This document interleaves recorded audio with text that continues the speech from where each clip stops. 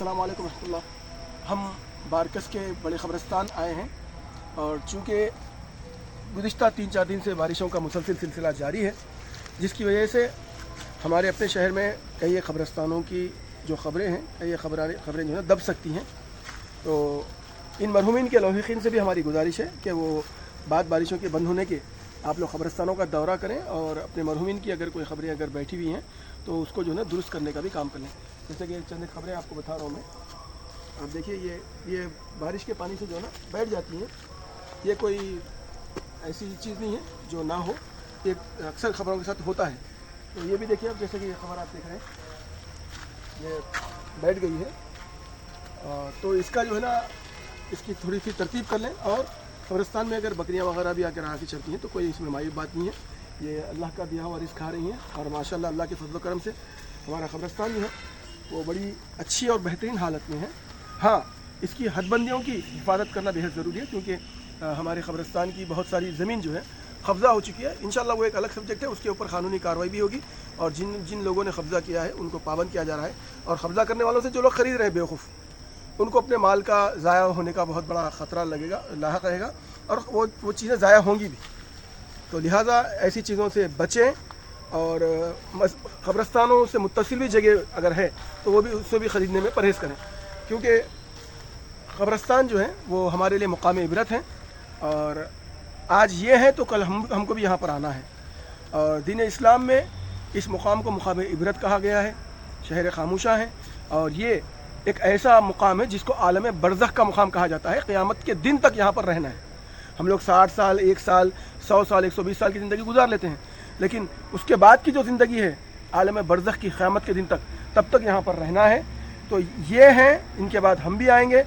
लिहाजा हम सब जो ज़िंदे हैं उनको इस बात की फ़िक्र होनी चाहिए कि क़ब्रिस्तानों की भी हमको हिफाजत करनी होगी, क्योंकि हमारी अपनी कौम में भी अक्सर सफ़ गद्दार या बेज़मीर और मुर्दा ज़मीर लोग रहते हैं।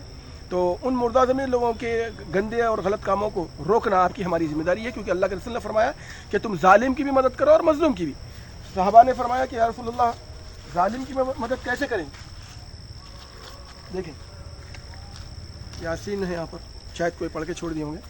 तो जालिम की मदद कैसे करें? तो सहाबा ने फरमाया, पूछा आप सल्लल्लाहु अलैहि वसल्लम ने फरमाया कि जालिम की मदद तुमको ऐसी करनी है कि तुम जालिम को उसके जुल्म से रोको तो जालिम की मदद होगी।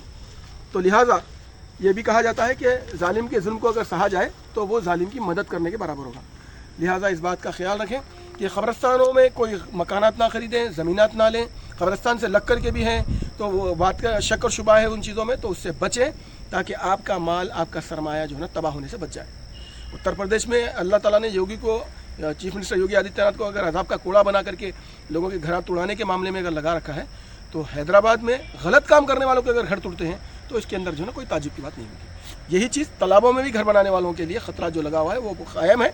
वो लोग जो तालाबों में भी घर ले चुके हैं या FTL लैंड में ज़मीनात ले चुके हैं, मकानात बना चुके हैं, उनको भी चाहिए कि जिनसे उन्होंने ज़मीनात या मकानात ख़रीदे उनको वापस दे दें, क्योंकि आने वाले वक्त में ये बात तय है कि उनका सरमाया तबाह होगा। क्योंकि रेवंत रेड्डी गवर्नमेंट जब 20-20 मंजिला बिल्डिंगों को तोड़ रही है तो हम लोग तो आइसोलेटेड पीपल्स हैं। हम लोग भुट्टा बारका सलाला बेल्ट के जो लोग हैं वो तो आइसोलेटेड हैं, ना उनको सियासी नुमाइंदगी हासिल है, ना समाजी नुमाइंदगी हासिल है, ना तो उनकी बराबर अदलिया तक रसाई है। लिहाजा ऐसी गलतियाँ करने से बचें, अपने सरमाए को बचाएँ। अस्सलाम वालेकुम वरहमतुल्लाहि वबरकातुहू। ये अपने पास बारकस क़ब्रिस्तान में जिस तरीक़े से ख़बरों पे तख्ती लगाई जाती है, इसको थोड़ा सा हम सही तरीक़े से लगाएंगे तो लोगों को पढ़ने में आसानी होगी।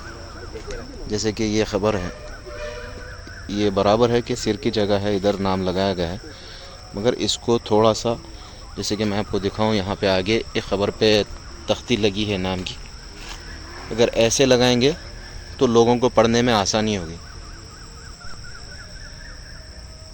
ऐसी तख्ती लगाएंगे तो पढ़ने में आसानी होगी।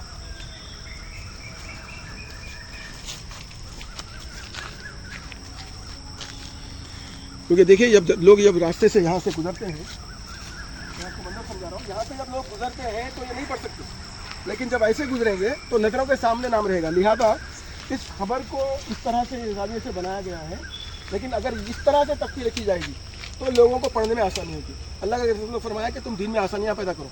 हालांकि ये कई लोग बोलने वाले बोलेंगे कि भाई ये बिदअत है, फलां है, लेकिन इस ज़माने में इतने बड़े क़ब्रिस्तान में जहाँ पर हज़ारों मैयत दफन है, अगर आपको अगर किसी की मैयत की ख़ास जगह पर जाना है तो साहिब मैयत का अगर वहाँ पर नाम होगा तो आप आसानी से उसको ढूंढ पाएंगे और लोकेशन भी डाल लें। लिहाजा इस तरह से अगर नाम लिखने के बजाय जहाँ पर नाम पढ़ने में बड़ी दुश्वारी है, इस तरह से लिखेंगे तो हर गुजरने वाले को पढ़ने में आसानी होगी। ये भी एक आम फहम मालूमात की बात है। मैं समझता था कि ये बताना चाहिए, क्योंकि आज के ज़माने में मसरूफ़ ज़िंदगी में लोग जो हैं जब मैयत को दफनाने भी आते हैं तो मैंने देखा है कि लोग हंसते हैं, मजाक करते हैं या बातें करते हैं। उनके दिलो दिमाग में भी ये बात नहीं रहती कि हम लोग क़ब्रिस्तान में हैं, मुकाम इबरत पे हैं। खैर वो भी एक दूसरी बात है, लेकिन मैं चाहूँगा इस मौजू पे ही कि हमारे लोग अगर कहीं उनके अगर मरहूमीन हैं तो उनकी ख़बरों पर जो ना नाम लिखें, लेकिन ऐसे अंदाज में लिखें कि रास्ते से जब गुजरें तो किसी को भी पढ़ने में आसानी हो। बारकस से मैं बड़े क़ब्रिस्तान से ये सारी बातें बता रहा हूँ। IB24 gulf desk. हम चाहते हैं कि माशरे के मुख्तलिफ़ मामलात और मसाइल पर हम आपका साथ दें और आपके मामलात और मसाइल पर आवाज़ उठाएँ और आपकी आवाज़ बनें।